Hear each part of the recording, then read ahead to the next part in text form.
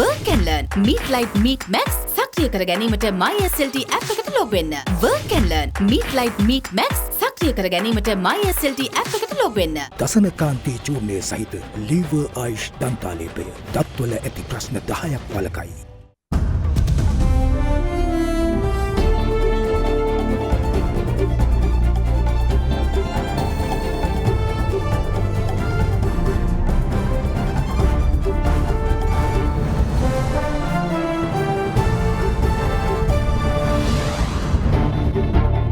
In your headlines tonight, Victory Parade.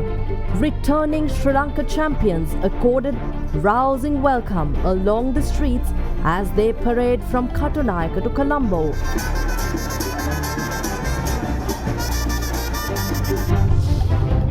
Debt restructure talks. Financial advisory group Lazard begins talks with Sri Lanka's largest bilateral creditors, India, China and Japan, as IMF board awaits assurances from Sri Lanka's lenders. We need to have the agreement to go ahead. Hopefully we keep our fingers crossed that we should be able to come to an agreement. Interactive dialogue. India calls Sri Lanka out in Geneva for lack of measurable progress on commitments for a political solution to the ethnic issue. In this connection, our personalization of provincial councils through early conduct of elections will enable all citizens of Sri Lanka to achieve their aspirations for a prosperous future. China puts its foot down over Sri Lanka human rights allegations, saying they oppose any country taking advantage of Sri Lanka's current situation. As traditional friendly neighbor of Sri Lanka, China firmly supports Sri Lanka in safeguarding national sovereignty and independence, maintaining social stability and realizing economic recovery. All this and much more coming up tonight, this Tuesday, the 13th of September 2022. විම්දියර millilitre 100 smart pack එක රුපියල් 85ට දැන් වෙළඳ පොලේ. From AdaDerana, this is AdaDerana First at 9. Live from Studio 24 in Colombo. And a warm welcome joining you tonight on First at 9. I'm Indivuri Amwatha. We take a look at your top stories making news tonight. Financial advisory group Lazard has begun talks with India, China and Japan on restructuring Sri Lanka's debt. Acting Cabinet spokesperson Minister Ramesh Pathirana said Sri Lanka hoped an agreement could be reached soon with the creditors. The international financial advisory firm Lazard was hired in May this year along with the international law firm Clifford Chance to advise Sri Lanka and handle the debt restructuring process. On September 1st, Sri Lanka reached a staff-level agreement with the International Monetary Fund for a $2.9 billion loan over a 4-year period. But the IMF has made it clear that debt relief from Sri Lanka's creditors and additional financing from multilateral partners will be required to help ensure debt sustainability and close financing gaps before the agreement gets IMF board approval. China, India and Japan are Sri Lanka's key bilateral lenders.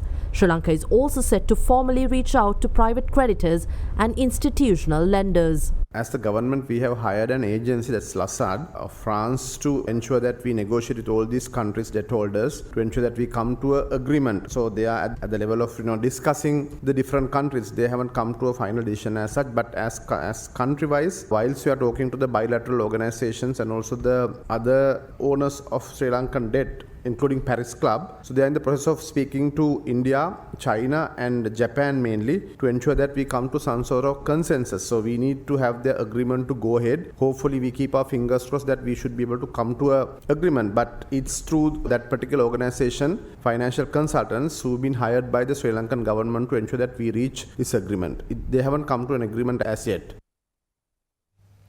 Meanwhile, Chinese ambassador to Sri Lanka, Ki Zhenghong, has held discussions with the Director General of the Asian Development Bank's South Asia Department.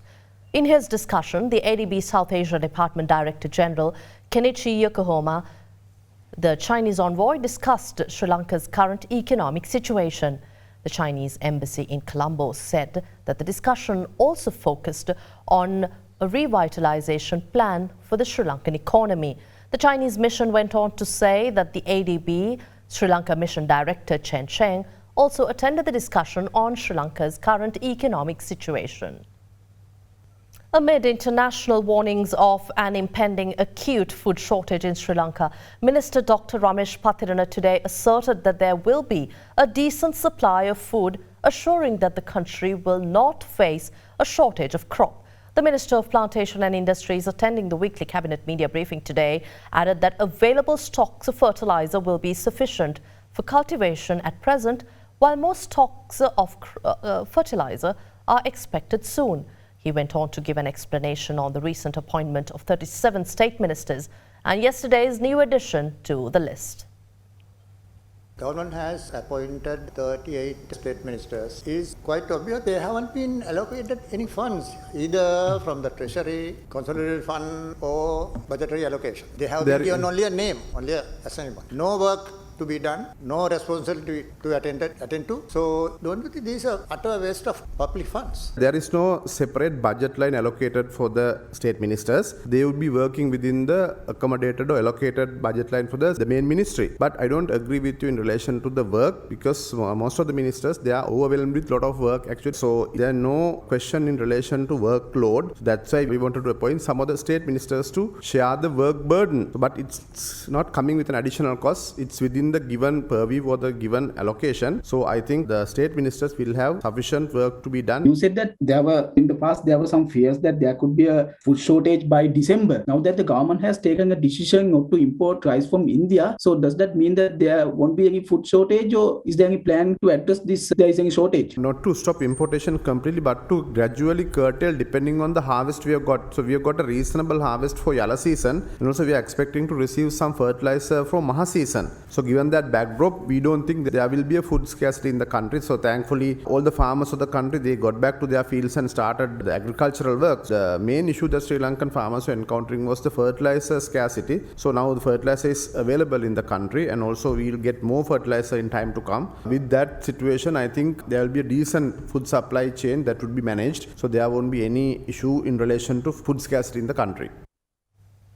Now, government has decided to reallocate $100 million to purchase essential medicine and medical supplies.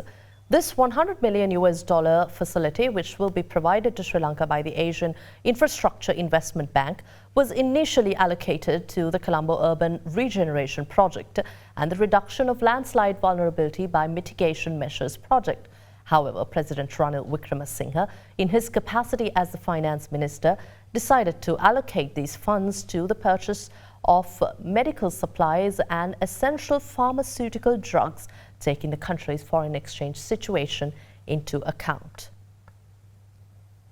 Well, Cabinet also granted approval for the establishment of a Cabinet subcommittee on economic growth and recovery. The decision was made in a bid to take immediate decisions for economic revival in the wake of the current economic crisis. Accordingly, the President will chair the subcommittee, and it will comprise of 5 other cabinet ministries, including the Prime Minister. Well, we'll return with more news on the other side of this break.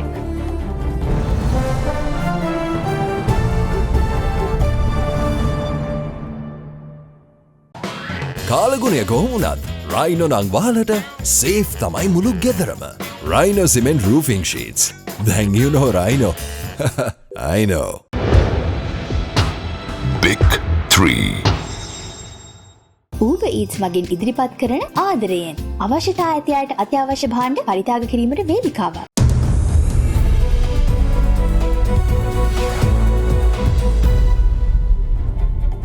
Welcome back to the news. Sri Lanka decided to revise the import ban, which has severely impacted a number of industries. The review will take place every 2 weeks and amendments will be made as needed. Government ban on the import of over 300 items in August impacted industries and created issues in obtaining raw material and inputs amid the worst economic crisis in the country. Amendments to the list of items will be presented to Parliament for approval. Government said they're ready to lift the ban as soon as the foreign exchange crisis is resolved, but for now, it will be reviewed every 2 weeks.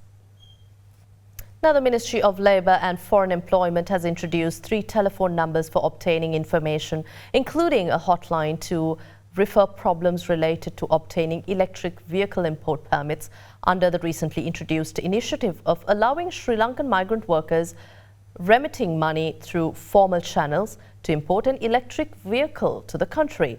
Cabinet approval was recently obtained to allow migrant workers to import an electric vehicle based on the amount they remit to the country through official transaction channels.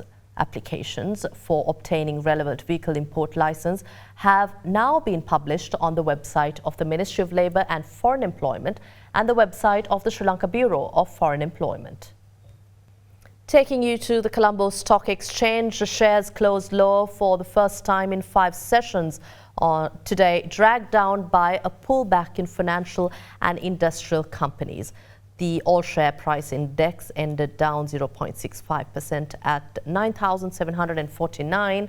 The index closed at a 5.5-month high yesterday.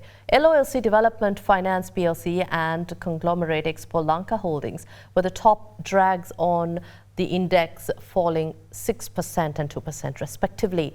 Trading volume on the CSE all-share price index fell to 152.2 million shares from 216.5 million in the previous session. Market turnover was 3.7 million rupees. Foreign investors in the meantime were net buyers, purchasing 151.9 million rupees worth of shares, while domestic investors were net sellers, offloading 3.73 billion rupees.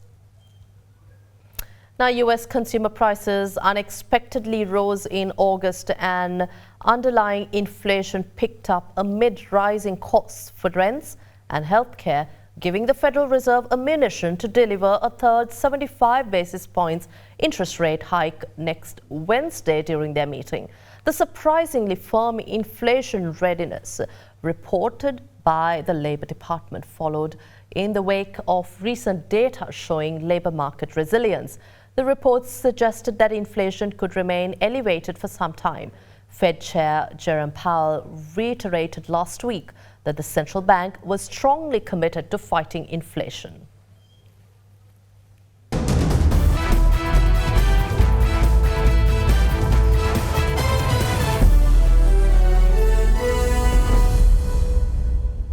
Quite an exciting day for Sri Lanka today as the national cricket and netball teams of Sri Lanka, who defeated the odds to be crowned the champions of the Asian respective championships, were welcomed in rousing applaud upon arrival at the Bandaranaike International Airport. They were escorted to Colombo in a vehicular parade, with fans flocking the streets to welcome the returning champions.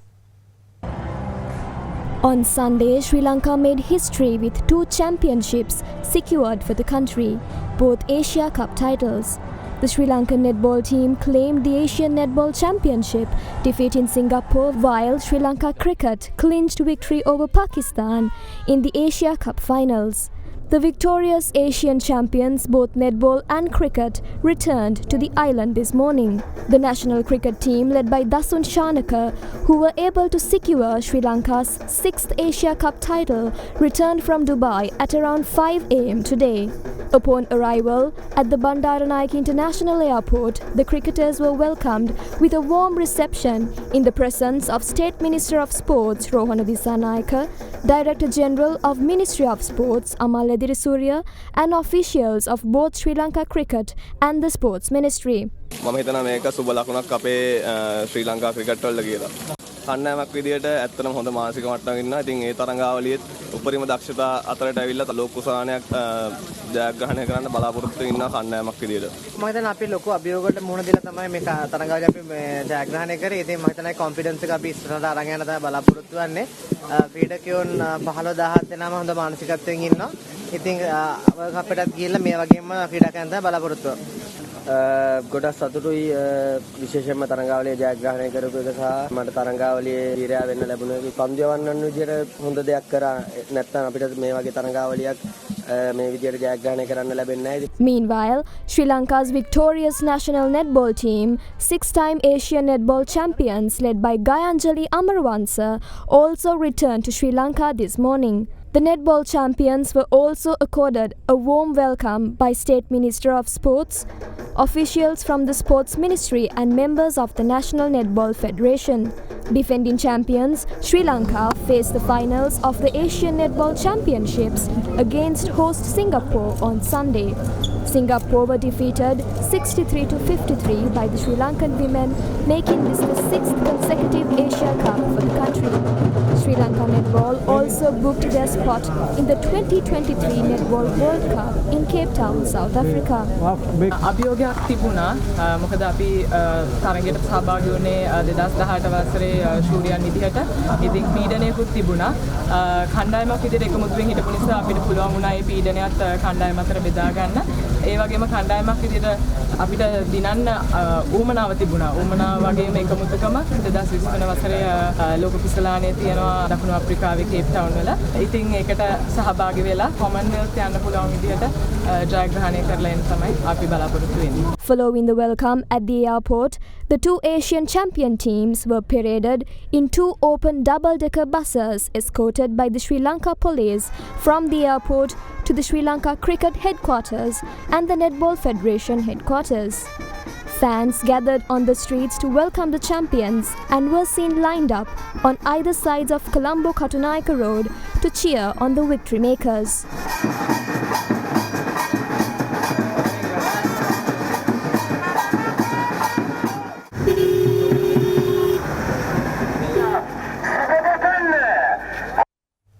Well, that wraps up tonight's edition of First at 9 on AdaDerana English. Good night.